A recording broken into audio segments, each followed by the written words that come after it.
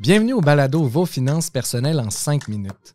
Le balado où on prend un sujet qui touche vos finances personnelles et on essaie de vulgariser en 5 minutes au moins. Mon nom est Étienne Drolet, mais celui qui résume le tout en moins de 5 minutes, c'est lui, Jean-Sébastien Jutras, planificateur financier, professeur, membre du conseil d'administration de la Chambre de la sécurité financière. Bon balado! Salut Jean-Sébastien. Salut Étienne. Très content de te voir, tu vas bien? Ben oui, je vais très bien, merci. Excellent. Écoute, Jean-Sébastien, j'écoutais la radio cette semaine, puis on parlait encore du même sujet duquel on parle de plus en plus, l'inflation, mais on entend également parler beaucoup du fait que les gens s'endettent de plus en plus. Qui dit endettement dit l'utilisation du crédit.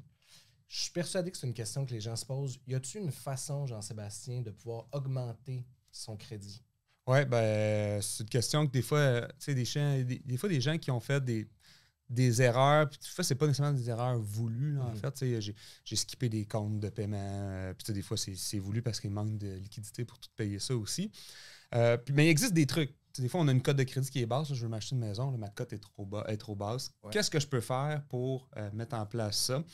Il y a plusieurs choses, là, mais mettons, si on y va plus simple au début, payer. Payer en partant, c'est une bonne idée. Fait qu'aussitôt si on paye nos paiements, déjà, ça marche très bien, mais payer à temps.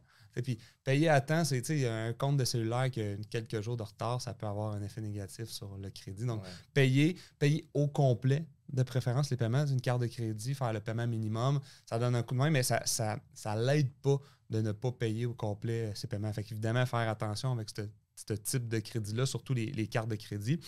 Un autre point, ça serait de ne pas utiliser tout le crédit, Étienne, parce qu'il y a beaucoup de gens qui vont avoir une carte de crédit de 1 000 $, j'utilise 100% du crédit. Bien, 100% du crédit, ça peut affecter. Fait que je suis quasiment mieux d'augmenter ma limite de crédit à 5 000 $ parce que là, la statistique va faire en sorte que j'utilise un pourcentage plus bas de mon crédit. Que d'avoir des cartes de crédit à côté. Là. Exact. Des gens qui disent moi, je veux pas une trop grosse limite sur ma carte de crédit parce que je veux pas, je veux pas augmenter ma dette, tout ça, mais des fois, ça pourrait être, si les gens sont capables de se raisonner, ça pourrait être intéressant de l'augmenter. Si la dette reste la même, c'est juste le prorata est plus bas. Okay. Il existe d'autres choses au niveau de...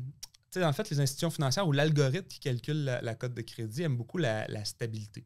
C'est-à-dire, la stabilité, ça veut dire pas trop souvent changer de carte. T'sais, si vous avez des comptes de banque dans une institution financière, un à telle caisse, un à un autre, ça, c'est pas bon pour la cote de crédit parce que vous n'êtes pas stable. Ça ne fera pas nuire à de 100% la cote de crédit, mais c'est clair que c'est des petites choses qui peuvent augmenter la stabilité dans le dossier de crédit, donc le pointage. Puis je vais finir avec celle-là, arrêtez de tout le temps vérifier votre dossier de crédit. Fait que, des fois, on veut... je demande 4 cartes de crédit en même temps.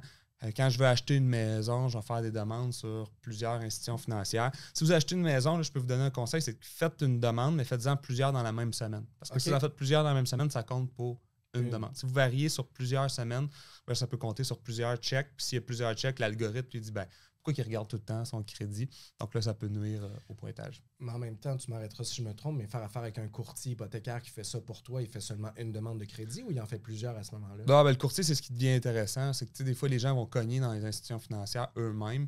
Le courtier, c'est plus intéressant parce que, il sait où que les taux ils sont intéressants. Il sait où que tu vas passer ou que tu ne passeras pas. Donc, c'est sûr qu'inévitablement, pour l'achat d'une résidence, c'est mieux de passer par un courtier. OK.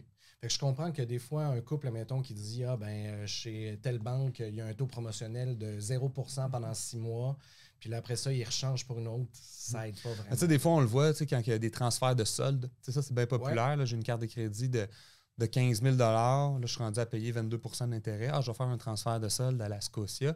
C'est 2% pour les 6 premiers mois. Mais là, après ça, il retombe à 22. Capital One, il y a un transfert de solde à 4%. Ça, c'est sûr que c'est bon parce qu'on paye moins d'intérêt, mais c'est très dur pour la cote de crédit. OK. Puis j'ai une question piège pour toi. J'espère que tu ne me détesteras pas.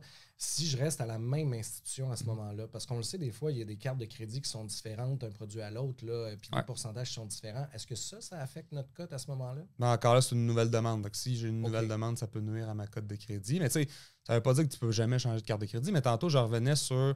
Des fois, il y a des promotions sur les cartes de crédit, fait que c'est tendance de changer. Je vais me faire un 300-400 $. Mais les algorithmes qui calculent les cotes de crédit Puis là, quand on parle des algorithmes, là, on entend parler de la cote Beacon, on a la cote Equifax, des cotes comme ça.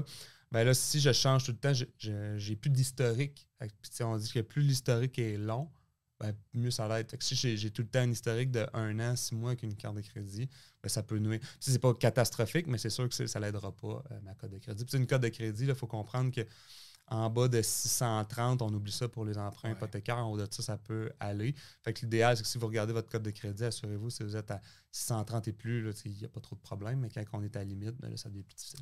C'était encore une fois très clair. Merci beaucoup, Jean-Sébastien. Merci, Étienne.